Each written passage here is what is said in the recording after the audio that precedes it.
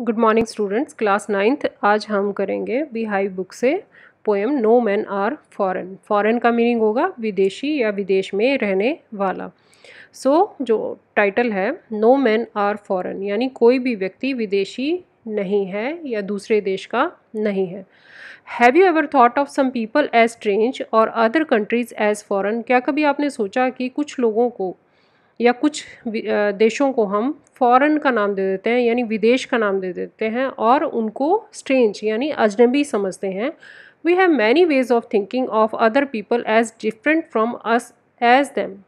और हमारे बहुत सारे सोचने के ढंग हैं, जैसे कि हम दूसरे लोगों को या दूसरे देशों में रहने वाले लोगों को अपने आप से डिफरेंट मानते हैं, अलग मानते हैं, और अस एज देम, और उनको कहते हैं कि वो दूसरे हैं। They may belong to a different country और स्पीक ए डिफरेंट लैंग्वेज। वो हो सकता है कि दूसरे कंट्री में रहते हों, दूसरी भाषा बोलते हों। In this poem however the poet reminds us of many ways in which we are all the same for we are all human. इस कविता में, पोएम में, कवि जो है, पोइट जो है, जेम्स किरकप जो हैं, वो हमें ध्यान दिलाते हैं इस बात की ओर कि many ways in which we are all the same, कि बहुत सारे तरीके हैं, बहुत सारे रास्ते हैं जिनसे हम लगभग एक जैसे हैं।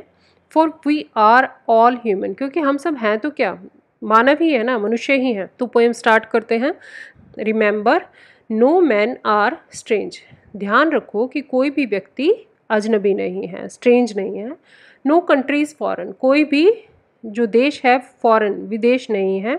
Beneath all uniforms a single body breathes. ये अलग अलग देशों में अलग अलग वेशभूषा पहनी जाती है। तो कवि का कहने का मीनिंग यहाँ पर ये होगा कि सभी कपड़ों के नीचे एक ही तरह का शरीर है जो कि सांस ले रहा है, यानी हमारे सभी को जीवित रहने के लिए सांस लेने की ज़रूरत पड़ती है। Like ours the land our brothers walk upon is earth like this in which we shall lie. इसी तरह से हम सभी भाइयों की तरह, यानी जैसे कि दूसरे देशों में लोग उसी धरती पर चल रहे हैं जैसे हम धरती पर चल रहे हैं। इस अर्थ लाइक दिस, इसी तरह की धरती है वहाँ पर। इन विच वी शैल लाई, और इसी में हम क्या होगा, इसी तरह से हमें इसी धरती में ही सभी को अंत में समा जाना है। They too aware of sun and air and water are fed by peaceful harvests, by war o long winter starved. Their hands are ours and in their lines we read a labor not different from our own. वो भी हमारी तरह ही aware हैं। Aware यानी जागरूक हैं। किस बारे में? सन के बारे में, सूर्य के बारे में, एयर हवा के बारे में, पानी के बारे में। यानी कि भगवान ने तो हमें सबको समान ही बनाया है, ठीक है, और हमें पर्याप्त मात्रा में क्या दिया है? सूर्य की किरणें दी हैं, हवा दी है, पानी दिया, उसमें कोई भेदभाव नहीं है, सबको समान रूप से ये चीज़ें मिल रही हैं।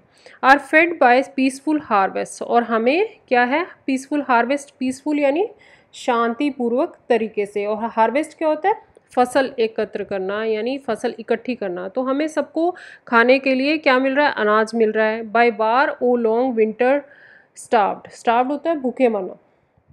तो आगे वो कहता है कि अब शीतकाल में, यानी ठंड में भूखे रहने का जो मौसम था या समय था वो बीत चुका है। देयर हैंड्स आर आवर्स, ये हाथ जो हैं ये हमारे हैं, यानी हम सभी एक समान है। हैंड्स आर आवर्स का मीनिंग यह होगा कि हम अपने जो मेहनत करते हैं उससे जो अनाज उगाते हैं उससे अब सबका पेट भरेगा।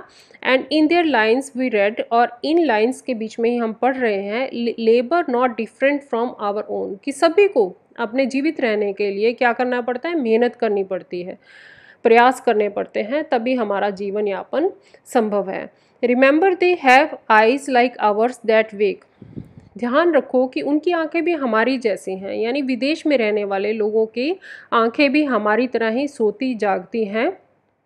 और sleep and strength that can be won, और उनके अंदर भी वही शक्ति है जिसको कि जीता जा सकता है बाय लव, किसके द्वारा? प्यार के द्वारा। यानी कि अगर हम यूनिवर्सल ब्रदरहुड हमारे अंदर है, यानी हम दूसरे देशों में रहने वाले लोगों को अपनी भांति ही मानते हैं, अपने जैसा ही मानते हैं, तो उनको हम प्यार से जीत सकते हैं। In every land is common life that all we can recognise and understand. तो इस तरह से in every land is common life, सभी धरतियों पर यानी सभी देशों में वही कॉमन लाइफ है। उसी तरह से हम सोते हैं, जागते हैं, खाते हैं, पीते हैं और घूमते हैं। तो हमारी जो आम चीज़ें हैं, हमारी हैबिट्स जो हैं, थोड़ी बहुत फ़र्क रहता है, पर जीवन तो वही है। वही मेहनत करके हमने पेट भरना होता है, उसी तरह से हमने अपने काम पर जाना होता है, उसी तरह से हमने सोना होता है, जागना होता है। That all can recognise and understand. और हम सभी इसको रिकग्नाइज कर सकते हैं, पहचान सकते हैं, अंडरस्टैंड कर सकते हैं, समझ सकते हैं। जैसे कि कहा जाता है ना कि हंसना, रोना, दुखी होना, खुश होना सभी में समान है। सभी व्यक्ति, जितने भी मनुष्य हैं, सभी दुख महसूस करते हैं, सभी खुश होते हैं, सभी परेशान होते हैं, सैडनेस भी आती है। तो ये सब चीज़ें कॉमन हैं। लेट अस रिमेंबर, इस तरह से हमें ध्यान रखना चाहिए, whenever we are told, कि जब भी हमें ये सिखाया जाता है, बताया जाता है, to hate our brothers it is our selves, कि हमें दूसरों से, यानी जो हमारे भाई हैं, यानी दूसरे देशों में रहते हैं, उनसे घृणा करनी चाहिए। हमें सिखाई जाती हैं ये चीज़ें कि रंग के आधार पर, जाति के आधार पर, या पॉलिटिकली, राजनीतिक आधार पर, किसी भी वजह के कारण हमें कहा जाता है कि वो देश हमारा दुश्मन है, या उसमें रहने वाले लोग जो हैं हमारे दुश्मन हैं। तो एक तरह से हमें ये बताया जाता है कि इट इज़ आवर सेल्फ। अगर हम घृणा कर रहे हैं तो केवल अपने से कर रहे हैं। क्यों? क्योंकि वो भी तो हमारी तरह से ही मनुष्य हैं, उनके अंदर भी वैसी ही भावनाएं हैं। दैट वी शैल डिस्पोजेज, कि डिस्पोजेज होता है अधिकार मुक्त कर देना, बिट्रे यानी धोखा देना, और कंडेम यानी घृणा करना या निंदा करना किसी की। तो दैट वी शैल डिस्पोजेज, की डिस्पोजेज यानी जब भी हम किसी को अधिकार मुक्त कर देते हैं, बिट्रे करते हैं, धोखा देते हैं, निंदा करते हैं, तो एक तरह से वो हम अपने आप को दिखाते हैं कि हमारे अंदर ये कितनी गंदी भावनाएं हैं, बिट्रेयल की, कंडेम करने की। रिमेंबर, तो हमें इन सब से डिस्पोज होना है, यानी मुक्त होना है, हमें प्यार से सबके साथ रहना है। Remember, we who take arms against each other, हम ही एक दूसरे के खिलाफ क्या करते हैं? आर्म्स उठाते हैं। आर्म्स यानी हथियार उठाते हैं, जो हमें नहीं उठाने चाहिए।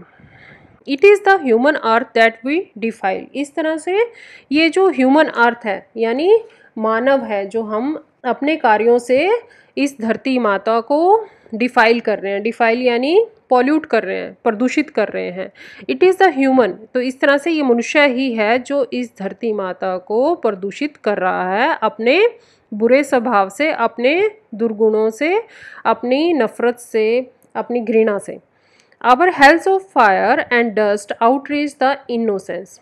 तो हमारी जो हेल्स ऑफ फायर यानी हमारी जो अंदर घृणा की ज्वाला है, और and dust outreach the innocence, इसी तरह से जो हमारे अंदर आउटरीच है, यानी गुस्सा जो दबा हुआ है, उसके जो धूल कण हैं, आउटरीच द इनोसेंस, उनसे जो निर्दोष हैं वो भी प्रभावित होते हैं। Of air that is everywhere our own, क्योंकि अगर हम अपने देश में या अपने प्रदेश में बहुत ज़्यादा घृणा फैलाएंगे तो क्या होगा? चारों तरफ क्या होगा? अराजकता फैलेगी, लोगों के मन में घृणा भरेगी। तो हमें इस तरह से नहीं करना चाहिए। Of air that is everywhere our own, क्योंकि ये हवा जो है, ये जो जलवायु है, या ये माहौल जो है, ये हमारा अपना है। रिमेंबर, इसलिए याद रखो, नो मैन आर फॉरेन, कि कोई भी विदेशी नहीं है, एंड नो कंट्री स्ट्रेंज, और ना ही कोई कंट्री अजनबी है। जेम्स किकअप की लिखी हुई बहुत ही सुंदर पोएम है ये, तो इसको ध्यान से करना है बेटा, पढ़ना है। ठीक है, थैंक यू।